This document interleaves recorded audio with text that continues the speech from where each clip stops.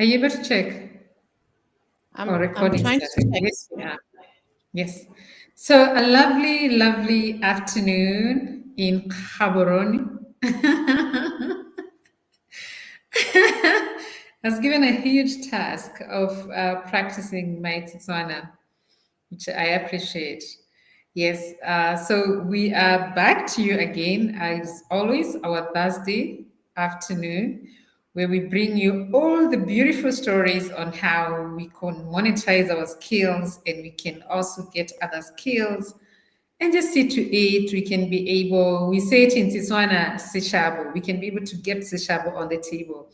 It's literally getting a plate of food on the table. And of course, looking at the level of unemployment, which is shocking. There's so much we can do. And I'm loving the energy, especially within our youth, where seems like sometimes when the going gets tough, the tough gets going. Everybody's rising up to the occasion. You see everybody trying to do this and that. Of course, sometimes we need mentorship, we need support, we need to know what we can do. And this is the main reason we keep on coming back to you with this show. So, my name is Miss Kim, Africa's STEM Queen. I love all things technology and education. And this is with a profound belief that we can all get our lives better if we can harness the skills we have, or even as well, get out of the shell and go get another skill. I'm joined in by my usual co host, Miss Yorit. I'm just going to pass the mic to her to do her own introduction. Thank you. Thank you, Miss Kim, and hello, everyone. We are joining you live from Gaborone, Botswana, and as I'm sure you can tell, it's a bit cold. Actually, colder inside than it is outside, but lovely afternoon for us here.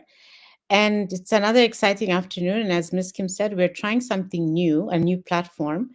And I'm always amazed at how Miss Kim is able to quickly familiarize herself with very new things. Had it been left to me, I'm not quite sure if we'd be online at the moment. But anyway, it's wonderful to be in her with her in this studio, and I'm looking forward to the session.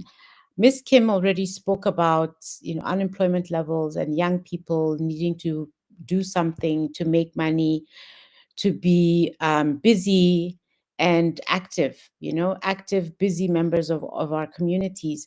But I also want to mention, those who are older, people who have worked all their lives using your basic laptop or computer desktop, your smartphone, etc., but haven't necessarily ventured into using any other type of technology.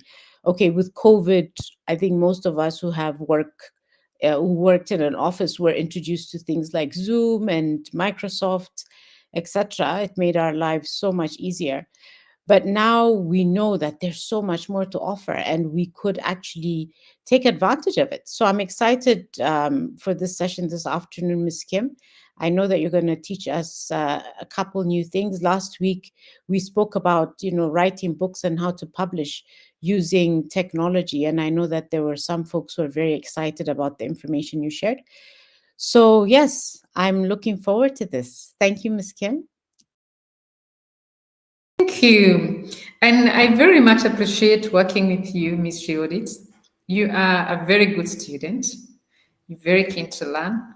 Of course, you're stubborn, but stubborn is good. Stubborn is good. I find myself in trouble with the entire shift we have of learning and educating the learners when we encourage them. I'm very particular on soft skills. So we encourage students to speak up. But then, as a traditional African woman, it gets to a point when they really speak. I've recently found myself in a class with about 20 young kids, and I asked them, I've been coming here for how long? Yet, that was like our second session of that session. I've been coming here for how long? And it seems some of you still don't know my name. Guess what they asked me? Do you want to guess? No, I don't want to try. They asked me, we can guess, we can call you teacher, we can call you mom, but you do you know our names?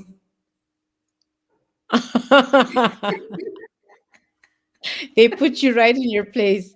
You Wow. know? Okay. Yeah. So traditionally, you can reprimand that child, like, you can't talk to me like that. Yeah. But the modern era where we're telling them, can you be expressive? Speak to me. You Absolutely. can't. I was actually so embarrassed that I created a badge so that they can all now see. That was a smart move. And also because I struggle with kids' names, usually my first assignment is they create their own badges, which also now that's a part of teaching them creativity. So they Yeah. create their own little thing that they stick there. Then throughout the session, we're able to call each other by name. So yes, a lovely, lovely conversation.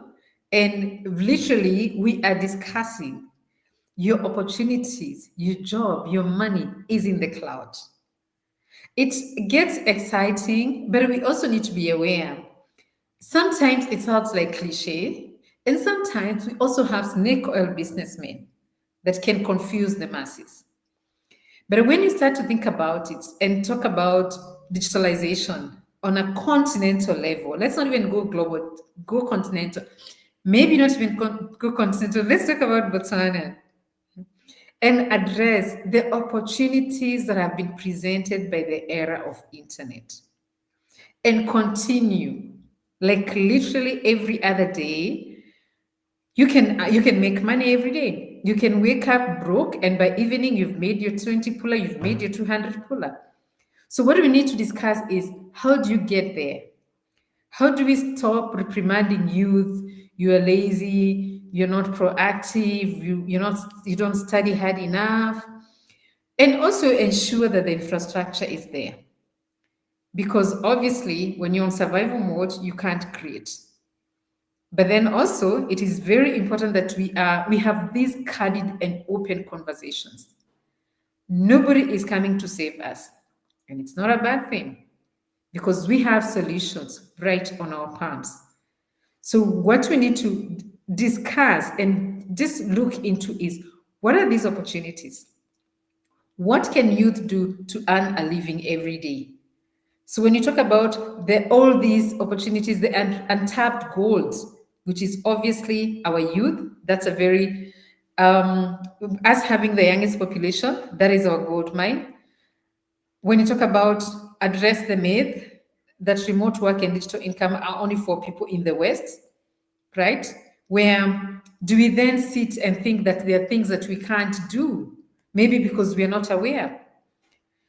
Do we then need to sit back and see, how do we become producers of value, not just consumers of technology? Do we then sit and address, just because we don't have degrees, we don't have high income, we can't be able to change our lives? So we need to unpack real accessible skills that anyone can learn online, from digital marketing, from content creation, from data entry, from virtual assistant. I'm actually so in love with virtual assistant. I have friends who are making good money from as virtual assistants. And new courses like AI prompt engineering, low income coding tools, and much more. So, how do we unpack that? How do we present that where you get to understand your geographical location is no longer a barrier to the money you can make? It doesn't matter. Only two things you need: access to internet, and I know in the context of Africa, I should mention access to electricity. I'm pretty aware, and it's important to respect that. Access to electricity, access to internet. Of course, if you don't have electricity, you may not have internet. And just a smartphone. I won't even talk about a laptop, just a smartphone for starters. I think we've seen world class movie stars shooting movies with smartphones, not because they can't afford the gadgets, but that's how brilliant a smartphone is. So if you're talking about 80 plus smartphone penetration within the continent, then there's something else we need to be addressing. Not specifically this sort of, I don't know, scarcity mindset or the poverty we find ourselves in, the situation, the hopelessness, the desperation, which then I would attribute a lot of that to lack of awareness. What you don't know, you just don't know. And some things we take for granted and assume everybody knows. There are a lot of people who have no idea. I don't know if Miss Yodit, you get to some spaces that you think this is so easy. I remember discussing with a friend of mine on they do beekeeping at home. And when she explained to me the science behind beekeeping, I went like, what? That's a totally different industry that you would think beekeeping. I mean, you just keep some hives there, bees come, and then you harvest. There's a whole lesson that goes there. Certainly the same with cattle farming. We just see farmers doing their cattle, and we can assume anyone can do this. No. It's sort of in every industry, there's always a little skill, there's always something that you need to polish, to package, and obviously discipline. Do you want to do the hard work? So we want to have this candid conversation. We want to unpack all those challenges that our youth could be encountering and look into what we call side hustles. What can work in Africa? And how can we start that today? How do we go beyond theory and talk about real life? Real life solutions, real life challenges that they can be able to solve. Whether they're sitting right here in Gaborone and with the digital world, they can be able to solve it for somebody who is miles away. So, how can they be able to create their own employment? What do they need to do? So, of course, I would start with my favorite. AI has presented us with a lot of opportunities that sometimes I look at it, the monetization that AI has presented, the enhancement of productivity, that literally you can cut costs on so many things, and you can also cut when sometimes back I used to think about a project I want to launch. And then when I start thinking about I have to get a graphic designer who might be too busy for me, who I may not have the money to pay, and sometimes you just pack the idea. Now, literally, from the click of a button, you can create your own pitch, your PowerPoint presentation, your flyers, and your website. You can get into conversations of projects that you don't understand. I'm having a conversation with somebody who wants to build a smart city. And when the person approached me first, I went like, I have no idea where to start. I said that in my head. I did not say that to this person because there's AI. That's I prepped myself within an hour. I was ready to meet this person and share more that I stood out as an expert in that specific field, which I have no idea. I've heard of smart cities. I've never been inside one. We've heard of smart houses. There would select few within the continent. So it's one of those things that you watch in the movies. They look fascinating, but what exactly? What does that mean? So yes, I'm sure you have some questions for me, or I can keep going. No, you can keep going, Miss Kim. I think just to add, I think my journey with AI and technology definitely intensified as of last year, and you had a lot to do with it. But one thing that I can say, as somebody who's still taking baby steps into this world, is gone are the days when you have to go to a library and pull out 10 books to do the research on what a smart city is. Even those who have internet access, you can sit and Google things, but Yeah. the power of AI is now bringing all the information that you need about that on one page or a couple of pages so that you can read through it.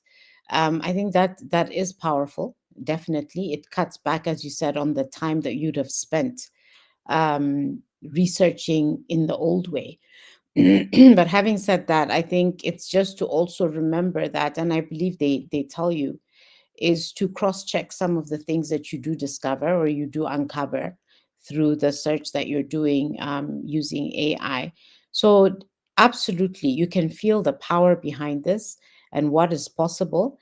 And then as well, the connections that you make using technology, something that we would struggle with many years ago, or a few years ago rather. But now, LinkedIn has been fantastic in making connections with people who are sitting very far away, in on other continents, and being able to start a communication, or a conversation rather, with them towards achieving something that will earn you some money. So I feel the excitement as much as I'm very cautious. And I guess you'll speak to that a little bit later, Miss Kim.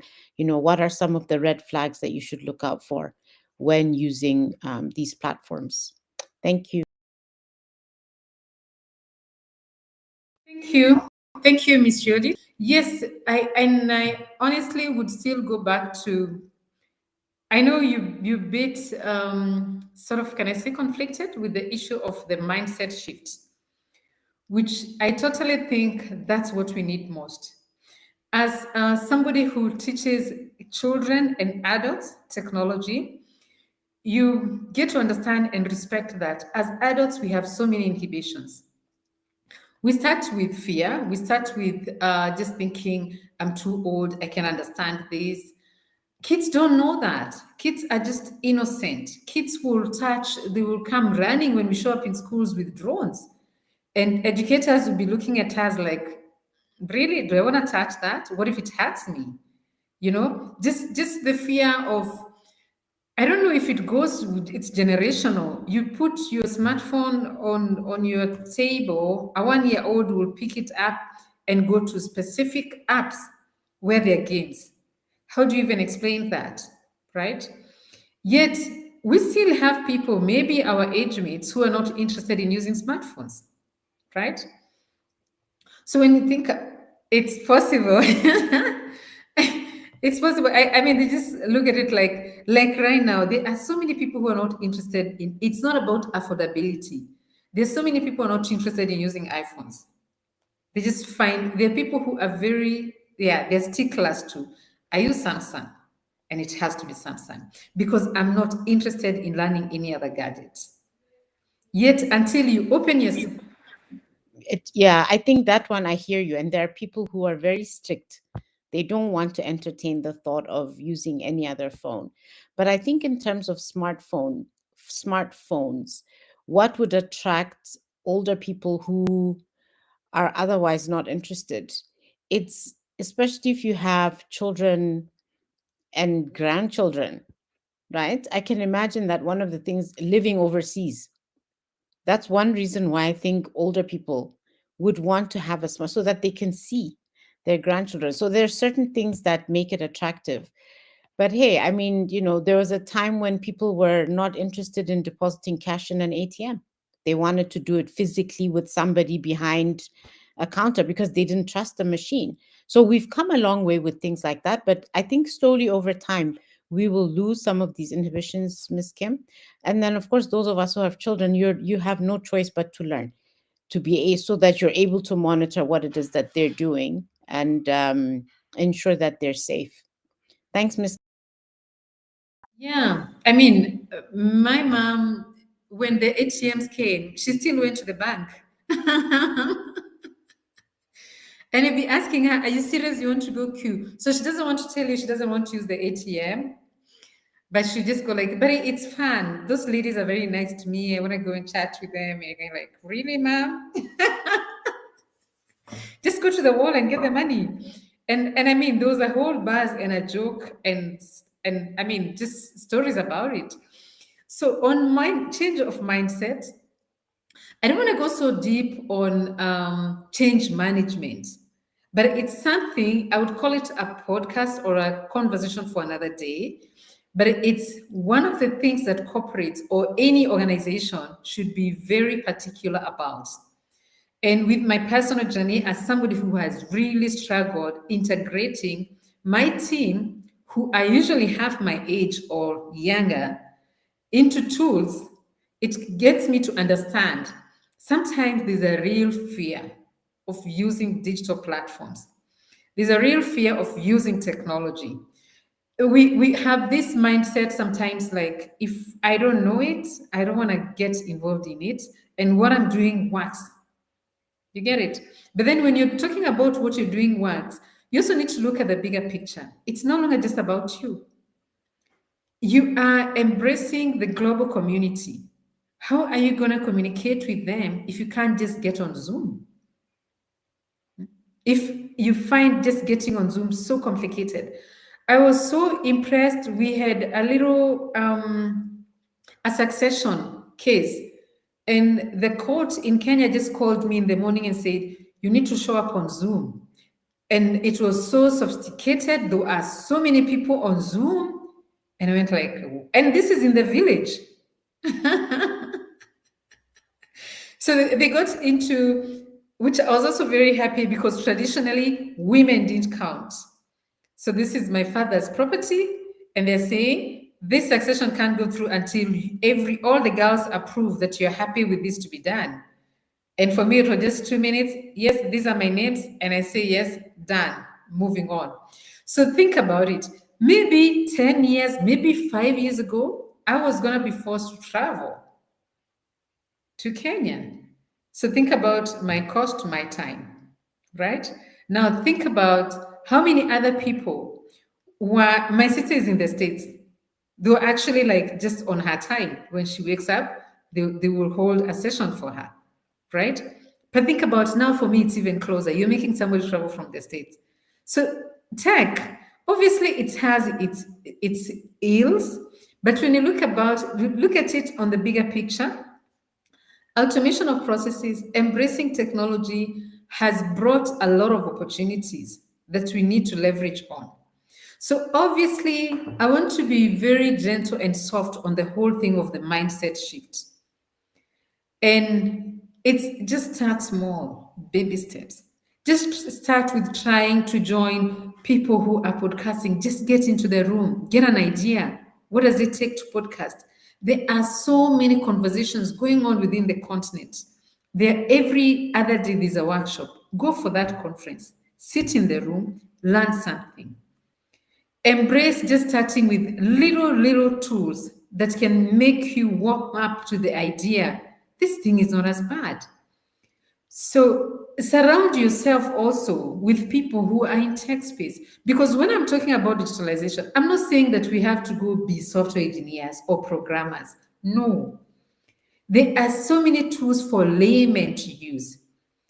When you think about like the MasterCard project, which it's purely for farmers, they do it like literally every person. The first thing is you're oriented on using a smartphone. You're going to do your farming using your smartphone. You get an app that you download, and it doesn't matter how illiterate you could be, which that's a word that needs to be redefined. What exactly do we call illiteracy? What do we call, how do we define intelligence? You get it? So that farmer who's never gone to school can also learn how to just use an app and be able to monitor. My cows are ready now. You WhatsApp the veterinary who comes checks on them. You take a picture. The cow's nose looks like this. Gosh, I might sound so lame saying some of these things. Is my cow sick? Do I need to, does the vet need to make sure there's a drone that can go to Kunzi or Khansi and deliver some medicine for my cow, and I get feedback on the spot? Does BMC know that my cows are ready now, and what is the price, and how do I monitor that? Just easing out that communication. So it doesn't matter which space you are in, technology is here, it is with us. And if we can work on that mindset shift, we don't look at it like this enemy that's coming to take our jobs. It is this tool that is coming to improve my life, enhance it, make me stop working hard, but working smart. We can have a much smoother and easier life. So it doesn't matter whether the space is in agriculture, it's in plumbing, it's in tailoring, it's in transport business. There's tech integration literally everywhere. And we can't run away from it. Now I'm not even talking about artificial intelligence. I'm just talking about technology. So we need to replace those limiting beliefs with that thing of it will make me slow, it will make me lazy. I'm scared this laptop might get stolen or my smartphone. It's a digital economy. And the faster we get the skills, the better. A lot of my school, my biggest university is podcasts and YouTube. Anytime I'm stuck on I need to learn something, I get on YouTube because there's always a smart person who has spoken about it. Literally. Then, of course, I've joined WhatsApp groups with youngsters who are constantly talking and checking on what is happening in the world of AI. They keep me on my toes. When I'm thinking I'm smart now, I know it. I know the best tools to use. I know how to figure out this. They're telling you about something that was launched yesterday. Of course, it's a whole different ball game to catch up with all those tools, but you just need the tools that make your work easy. You don't have to master everything. Just baby step. This is automating processes for me. I know how I can now do proposals very quickly. I can create my little website within 2 hours and present it for that job interview. I can spruce up my CV and look very presentable and go for that job interview. I can also use the internet to do some research on if I want to start chicken farming. How is chicken farming business in Gaborone?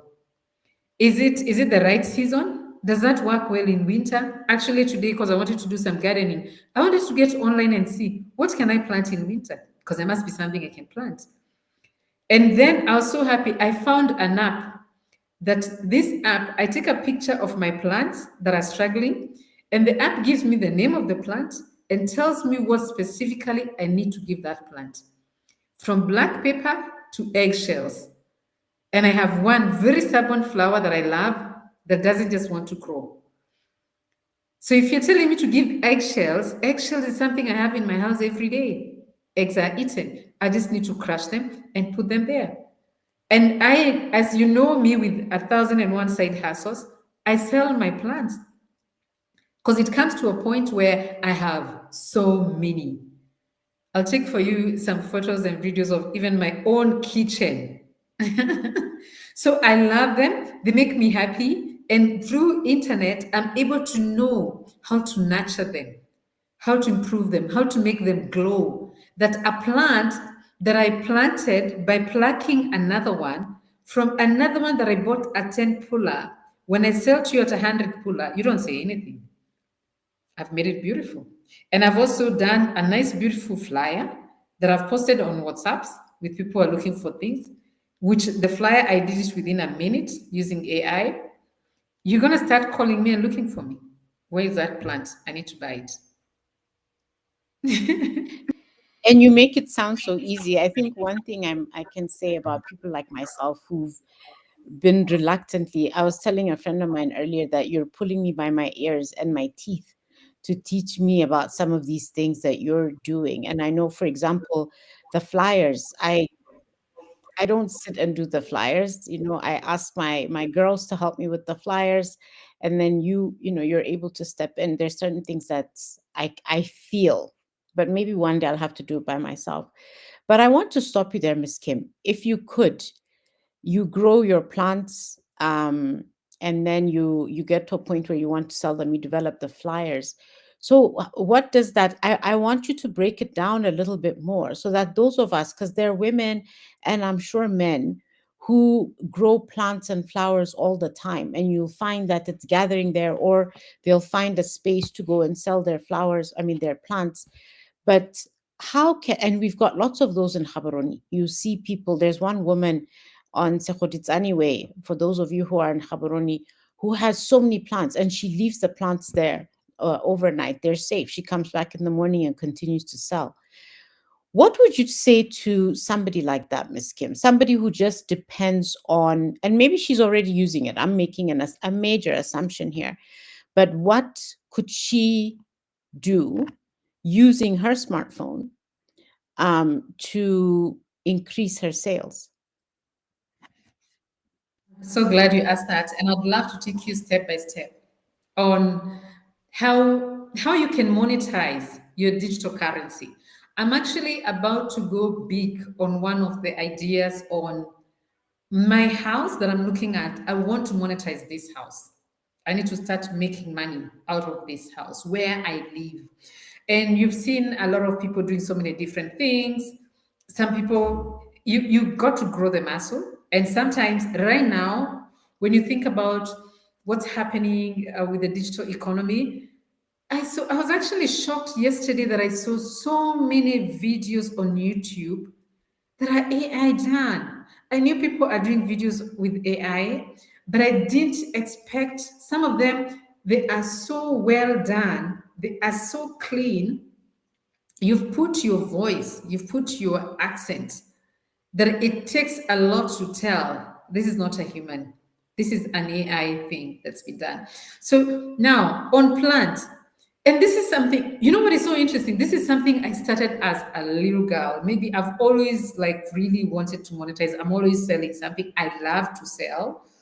And sales is a really good thing because then I always get myself out of trouble with my ability to sell, my ability to convince people, which what I also do. Sales kills sometimes the wither. There are times that I lose a sale and I just go back to, I need to polish that skill again. Because sometimes as you build your business, you get so busy with admin work, then you're not selling every day. Of course, in a way you are, but not the sales of you are meeting people and negotiating and showing them value in what you're doing. So one of my ways now monetizing with the plants is I'll be in the outskirts in the village. Let's say like we've taken a trip for something else. I'm going to see the counselor or a particular school a little bit out of the city. And then it honestly, it starts very innocently. I'll see somebody by the roadside selling flowers, and I love buying flowers. And in most cases, when we're going outside, we always carry some little cash. You know, you'll see some green maize being sold, something that you want to buy. So my flower business usually starts with maybe a capital of 500 pula. So these plants, as long as you nurture them and you water them, they give you more. So as they start giving me more, I keep doing the cuttings and planting. So in a span of 3 to 6 months, I have so much. I also do the sachets. I'll buy the sachets and I'll do my little nursery. They will grow so many where you can put on a tray like 50 of them. You get maybe like 40 will survive. And then you just transplant in containers that I recycle. I use containers like coffee containers, bottles. I think I've come to you for a lot of that. And they are so beautiful because then it's transparent. You can see the water in the jar and you can see it growing. I'll show you some, which also works as my house decor. That's my house decor. And then sometimes they grow, they increase, you have so many. So you wake up and go like, I need some space in this house. This is just too much. So one, they're providing me with fresh air because plants just nourish the environment. Two, they're taking care of my mental health because for me, I have a problem with plastic flowers and I don't like the artificial spray. I don't like those sprays. Don't tell anyone. Even for my toilet, I have specific plants that do so well. Cactus is one of the amazing plants that sucks up the odor. So for me, plants, yeah, straight up from my bathroom to my lounge to my bedroom, every space, my kitchen, that's where I put my herbs. These are plants. Then, now coming to seriously monetization, I take a few pictures, I post on WhatsApp groups. I think your digital currency, you need to take care of that. Your social media, your equity, your space.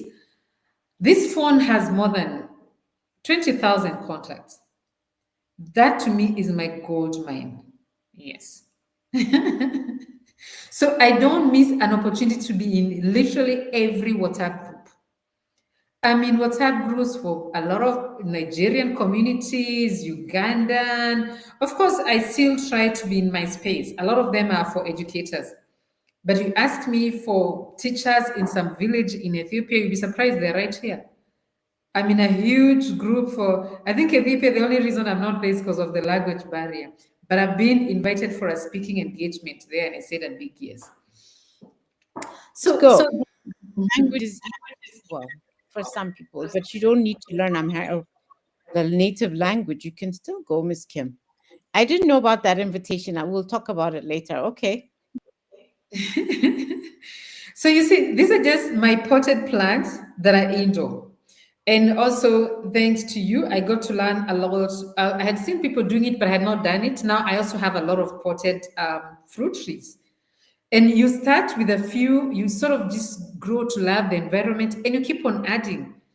Plants is one of those things that just keep on giving. So you're still waiting for them to give you fruits, but in the meantime, they provide a shade, they provide better breathing space, the oxygen you get from them, the ambience. There's just so much to get from that. Then it comes January when you're going like, school fees. You remember your plans. You take a few pictures with your smartphone, you throw in the WhatsApp groups, and you get people literally asking, where are you? Can I get them right now? Using your smartphone, you can also now do a little flyer and post it online. If I wanted to go further and monetize my plants, I'll start classes. I can start teaching people about how to grow plants. That way, I can create an ebook, I can create a course, and I can be podcasting.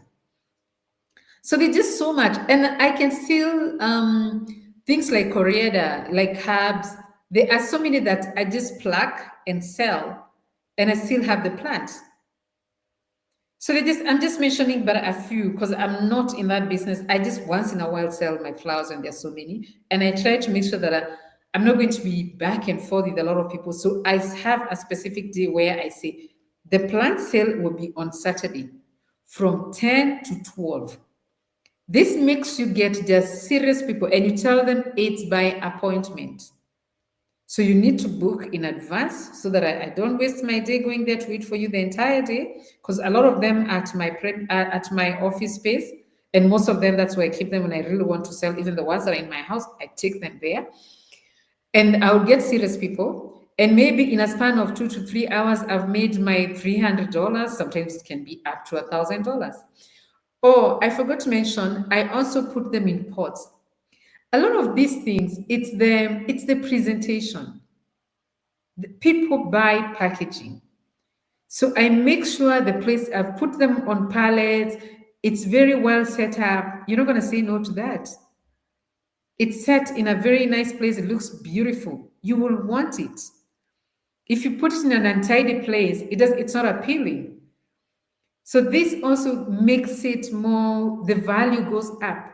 So for me, you'll find a plant that you can buy by the roadside 50 puller. It's 100 puller to my premises. Because I spruce up that, I add value. I make sure there's a decent premises. I make sure it's spruced up, the containers are cleaned, they look beautiful, they look presentable.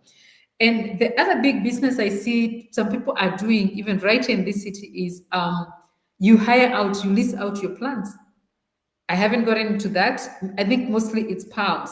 Yeah, but it's very good income. Imagine if somebody could be coming when they have a wedding, they have an event, and they take my 50 pounds. I think I should do that with my fruit trees. So you sign a contract, you make some money, right? Absolutely. In fact, I know of one person. I don't know if she's still doing it, but she had a lot of plants. And this is the daughter telling me that her mother was involved in this practice where she had a lot of plants, and she would rent out the plants for big functions, just to your point. So big halls like People's Hall, where you have a very huge space and you need to Yeah. make it look good. You can't decorate with a lot of other things. So you have plants. So I think, yes, there are women who've been very smart and doing that. I've heard of the same in Ethiopia as well. But what I really like about what you said, Miss Kim, is that you're not only selling plants, growing and selling the plants, but you're also diversifying the business by teaching people. And I guess I assume you monetize that as well. You teach people how to grow certain plants. And then you mentioned podcasts. I don't know if we have time to get into that, how people can monetize podcasts. So that's something I'm still yet to learn. But there's so many different ways of making money from one product. So I see that happening a lot with people who are chefs. Chefs have, TV programs. uh, Possibly, I assume they're also on the internet where you can dial in, or YouTube. I know YouTube, you can do everything. There's nothing that you have to call and ask somebody about. You can just get on YouTube and learn. So I like that. Um, I like the way you have described how you can make money from growing plants, and something that, yes, requires hard work, but in some instances it's not that difficult. So possibly a very good side hustle. Thank you, Miss Kim. Yes, I think I would love to explain. Thank you, Miss Yodit. I'd love to explain on how you can monetize podcasting. I can first touch a little bit on getting digital skills. Please note, I know we still struggle with learning online, but there's so many tools that you can get these courses from. Not just YouTube, but there are also so many free courses. Everybody, all the big five, they keep on giving out courses. We also have a training program, and for me, it's truly my passion to train on digital marketing. So you can book us, come for a session. We have a 60 days boot camp that's starting very soon on the June 16th. And you all invited, come and get some skills. It's going to be a real school that within 60 days you must be monetizing. You must be selling something. And of course, we come up with so many strategies to make sure that you shift your mindset. Whether you're selling yourself, whether it's a service you're selling this from within you, or it's a product you're going to create, you need to come up with a way. There has to be a phone call that comes, there has to be an email, there has to be a Facebook message that comes at least once a day saying, how much is this? It's 200 pula. Can I give you 150? And you make some money. And there's so many ways of making passive income. You could be having a full-time job. It doesn't mean you stop doing what you're doing. There's so many ways you can be able to use the skill that you have and you still leverage on that and make some money. Now, podcasting. I recently had some youth vehemently tell me, in Botswana, you can't make money with YouTube. And we were busy with something else that I didn't get a chance to explain to them how. I just told them I need a session with you guys because I need to teach you how you can make money. I know in Botswana, we're usually very disgruntled because, of course, with all the social media platforms, we don't even monetize or get paid. I'm a big, big fan of LinkedIn, and I don't get paid by LinkedIn. If I was not in Africa, I would be getting paid very good money by LinkedIn and so many other um, so many other organizations that are promoting something. Now, I still monetize my LinkedIn in so many different ways. I monetize my YouTube channel. My YouTube journey, the first person who discovered me was from a video that I did about 6 years ago. 6 years ago, I did a video which I was doing it innocently to teach. I just said, let me record this, and then I send it to some students in Tanzania. They can learn using this. I don't have to be right in class. And that started getting people. I met Miss Paula, as you know her, Miss Yodit, through that link on YouTube. So an organization in the US was looking for somebody who is doing stuff with team education, technology, stuff like that. And somebody said in a room full of people, there's a lady called Miss Kim. I don't know which country she is, but I've seen her. She's somewhere in Africa. That's how I met Miss Paula's network. I actually met Miss Paula's network. This network was made up of some activists within that team that wanted to disrupt the continent by starting a farming association, which to date, I'm a proud member of that farming association. So people in Botswana were calling me, looking for me from that intro from my YouTube. So I met them. One of them is actually a pilot. And we had a long conversation. We became friends and we formed the association. And then that's how I met Miss Paula with the team. Now, look, 5 years later, a beautiful relationship with Miss Paula. That is one of my big benefits that I reap from being on the internet. Miss Paula has been a huge part of my business. She taught me how to do proposals. She didn't just do them, she taught me how to do proposals. She's a business strategist. She has taught me how to get very strategic about any conversation I have with anyone regarding business. She's my mentor, she's my coach, she's my go to person. So she's a huge part of my life, of my business life. Now, so that is one. Two, I get on YouTube to market my products. So I don't get on YouTube because I'm looking at YouTube to pay me. It is because I know I'll get a phone call. Right now, I'm having a conversation with people in Trinidad and Tobago. The minute they have a minister of artificial intelligence, was told about me, I needed to make an impact. So I sent him my LinkedIn profile and my YouTube channel. And guess what? That just created credibility. She's a force to reckon. We want to know who she is. So now I'm actually prepping myself to go and do some training in Trinidad and Tobago. A dream come true. I've always wanted to go to Caribbean islands. So now I'll get my flight done and get paid to go and train. Think about, I do a lot of speaking engagements, which is a very good thing to do, especially when chips are down.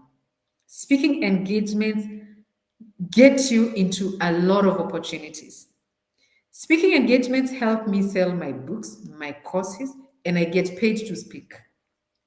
But where do people know that I can speak? From this platform. And when I started, I judged my voice, I judged my accent. I had a lot of fear. I judged my age. I thought I'm too old to be doing this. And actually, my biggest cheerleaders have been my children. They are now pushing me to get on TikTok. I'm still trying to get the guts to get on TikTok because I don't know if I can be goofy enough for TikTok. So pick one, choose one platform. LinkedIn for me, it is a school that I learned so much. So when we talk about, when our youth talk about you can't make money, you can do your crowdfunding still using YouTube. You meet a lot of, I get invited to be on other people's YouTube platforms, a podcast, which that is actually one of the biggest ways that I get out there. So you get the big podcasters to be on theirs. You be on theirs. But in most cases, there's the creators relationship. When you're in the creating world, other creators give you the space. Right now, I'm just not yet there, but I want to start inviting like well-known people. And actually, my reason for saying not yet there, we still have internet challenges within the continent. So I don't want to get Oprah Winfrey on my podcast. Don't wink. On my podcast, and then I have these internet glitches. So I'm waiting until that is sorted. Then I'm brave enough to invite anybody. So you can monetize your product. You can do event partnerships, still using your YouTube. YouTube, at some point, I don't know at what point it pays you. I still use my YouTube recording. This recording will be, right now we're streaming on 4 platforms. We can get on other spaces that we can stream to 45 platforms or 50 platforms. This particular video, I'll slice it into small shots and keep on sharing on other socials. You see, I can pick on a particular conversation we had that had a noomph. Let me also mention affiliate marketing. I make money as an affiliate marketer. I hardly use a tool that I cannot monetize. So right now, I'm new on this particular one. We've just started using it. I've been using StreamYard. So on this platform, when I was doing my review, which platform to use, I checked on which one pays and pays good. Some pay 10%, some 25%, some up to 40%. So particularly, I picked on this for so many other reasons, but still the big reason is I'm going to monetize it. So now when I posted on my LinkedIn, I posted to advertise this session, and then I put on the comment section, use this tool. Get it? So for every person who uses this tool, I'm going to get $25. Yes. Wow. I think, and I'm looking at the time, Miss Kim. I think we said to ourselves, no, we'll only do 30 minutes, maybe 45. We're almost at an hour and we haven't even started. Well, I think you've given some detailed description, and I particularly like this one because you've been able to you've been able to highlight how. But I think one of the key things that perhaps we all know from our young people, those of us who've got teenagers and young adults, is a lot of them are impatient. So when you described your journey, you said, 5 years later, here I am. I have an incredible relationship with Miss Paula, who, to our listeners, is a wonderful person. She's got a depth of experience and is such a wise, you just want to sit next to her and listen all day. Um, and you can catch her with us, if I can use this platform, Miss Kim, on the Happiness Tribe podcast, which happens 5 o'clock on Sunday afternoons, 5 o'clock Botswana time. But what I appreciate is that it's not going to happen tomorrow or next week or even next month. Maybe it will. There's some folks Mm, who hit it big in a very short space of time. But I think one of the things that you'll need to have is patience. You have to use it and use it well, and you have to have patience because when it comes, as you call it, and I'm going to quote you, is you talk about it being the gift that keeps on giving. And that is, your relationship with LinkedIn and your relationship with other social media platforms where you're able to monetize almost everything that you touch. I find that incredible. I've already learned a couple of things. I know using Gamma that, if you want it without paying, is you invite other people to sign up. So there are ways in which you can continue monetizing. And monetizing, from what I hear you're saying, it's not necessarily putting cash in your pockets. There are other ways. In other words, being able to use um, a social media platform to have your podcast saves you money from paying it. So yeah. that's another way of looking at monetizing.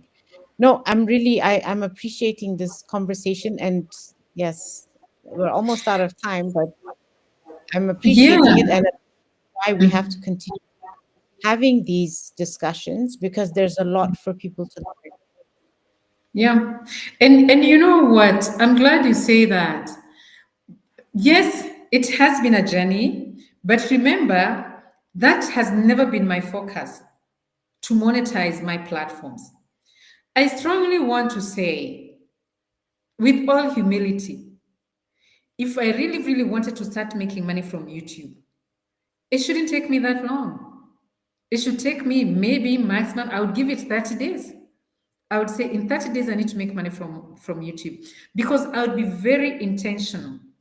And I can give you a few hints what I would do. I would look for brand partners, right? I get a lot of organizations that ask me, can you help me promote this, a product? I say no quite often because I have my focus, right? I'm also very particular on my brand. I'm not going to talk about farming when I stick with education. That is just a personal thing. But if I wasn't busy with what I'm doing, I would say, hello, bring it on, anything. I'm also very particular on my speaking engagement invitations. It's not everywhere that I'm invited to speak on a podcast that I say yes. So I have gotten offers and I've been paid to appear on a podcast. So I would brand myself more that for me to be a guest on your podcast, I need my $500, right? I'll also be more intentional. Right now, I'm only podcasting on Thursdays for which I struggle to stick to it because I get swayed by so many. I enjoy doing this, but I have so many other things that sometimes come into place. And of course, internet also becomes a challenge. Sometimes you just can't connect. And then we are podcasting on the Happiness Tribe, which we are currently looking at how to monetize them, and we will. So I wouldn't say it has to take you 5 years. I would honestly say if you're very intentional and this is what you do, You can start ASAP, and in 2, 3 weeks' time, you should be invoicing somebody. However, don't underestimate the skill behind it. I can easily say it's not rocket science because I've gotten used to it. But what sounds like so easy, I've not worked so well on my YouTube channel. There's SEO that I need to do. You know, when you know what to do, but you're not doing it. I have so many videos that are just collecting dust in my laptop that should be on my YouTube channels. I've also messed up because I have like I think 4 or 5 YouTube channels for the company for myself. So I've created a channel which I need to dedicate like a week, edit them, put them nicely, clean them nicely, and upload them. So if I was very intentional, I would make sure my video is very well edited.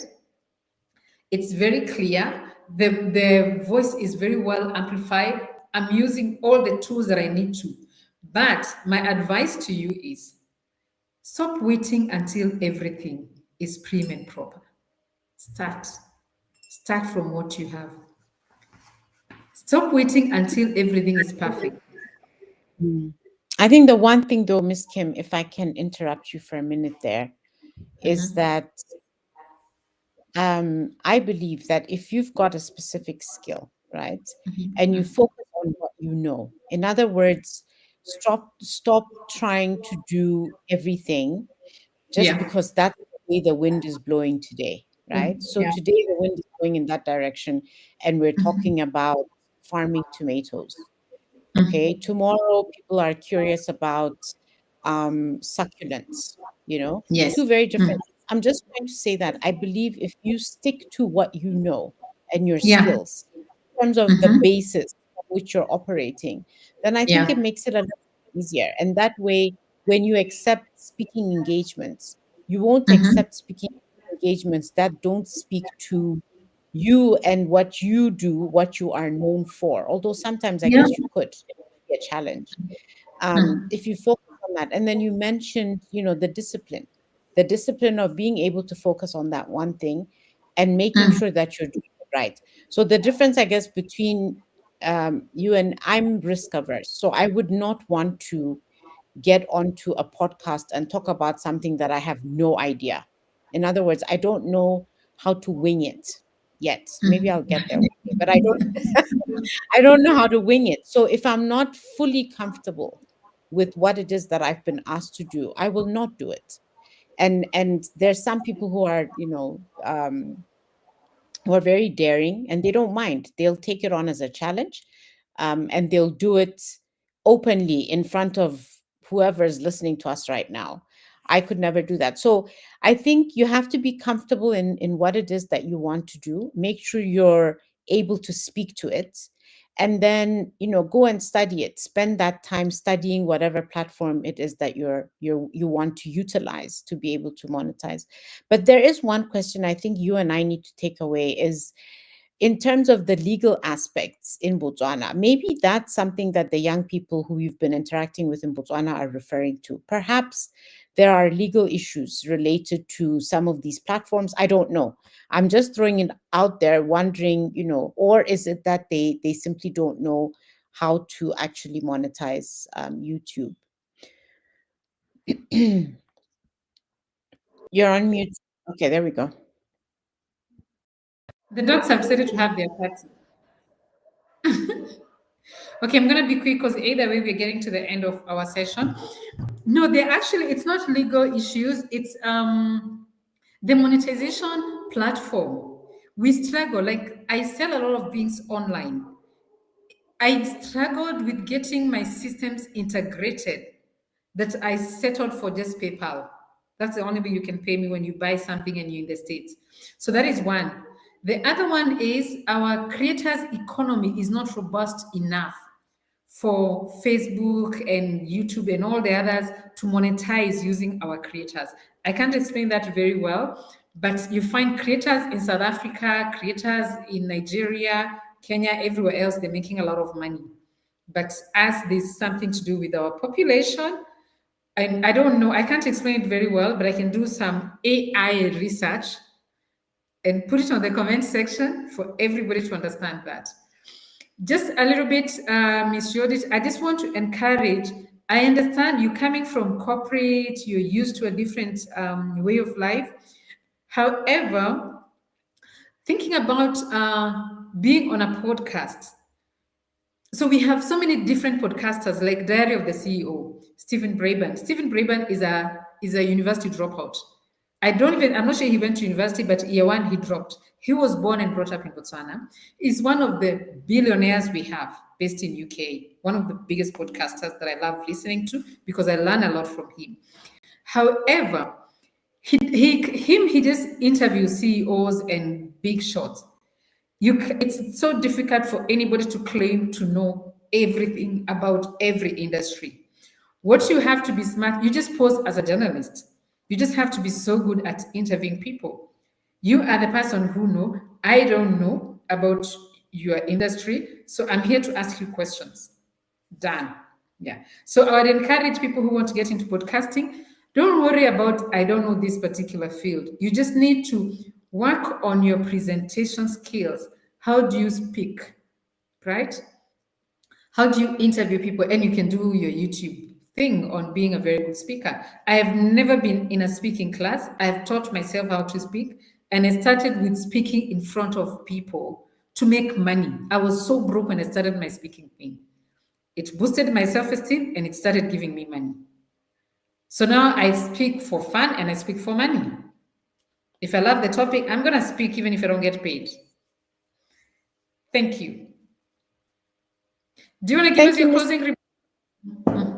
Yes, no, just to say, as with every conversation with you, this has been a really exciting one, and I hope that our listeners have managed to gain some insights in what they can do and what they can start doing. I appreciate that we have many more conversations that we should be having to try and get into the details of monetizing, using some of the other platforms that you haven't necessarily spoken about today, LinkedIn being one of them. I think it would be Yeah. incredible for people to appreciate your journey on LinkedIn and how you got to be our Africa STEM queen. So that's another conversation, one that you encourage folks who are not yet utilizing LinkedIn, because I see the benefits, but I don't think I know a fraction of what I should be knowing about LinkedIn. So I think that's another conversation that we need to have. And yes, and then finally, just to encourage those of you who've joined us to please share any questions that you may have, things that you'd want to ask Miss Kim. She's the resident expert here when it comes to monetizing technology and AI. She's grabbed me along for this journey so that I can learn and see what I can do. I enjoy learning. This has been a very steep learning curve, I can tell you that, but there's never a dull moment. And I would like to invite you to join us again next week. And maybe, Miss Kim, what we should be thinking about doing is encouraging somebody to raise their hands to say, can we join you on the podcast? We have something to share about how we've been able to monetize using technology and AI. So, yes, enjoy the rest of the day and have a very wonderful Friday and weekend. Take good care, everyone. Thank you so much. And thank you. Thank you. It's always a pleasure to have you on the show. I love the way you're authentic. And I think people have a lot to learn from you. And I very much appreciate that you are learning how to use LinkedIn and actually doing very well. It makes me very happy when I see you. You've posted something, you're talking about it. It's beautiful because I know how you felt about technology, but also you're very keen to learn and you're not scared of I don't know. Allow me to give a big shout out. Sorry, I cannot see all the messages. I can only see Camp Botswana. Camp Botswana is one of our business associates who is having a very good camp coming up in Maun. She brings children. Her name is Avril. She brings children from UK, takes them to Maun, and she also does children within Botswana and takes them to different parts of the country. Thank you, Camp Botswana. She says, thank you for this guide. This is very interesting. And everybody else listening out there, please just get to know you matter. You're brilliant. You are gifted. If today's episode gave you one new idea, don't just keep it in your head. Use it, share it, build something with it. The digital economy is wide open. See you in the cloud. Take advantage of this digital economy. Thank you, and see you next week. And on Sunday, we have our Sunday podcast at 5 p.m. That is the Happiness Tribe, where we discuss all things happiness. Thank you, and goodbye. Okay, bye. Bye.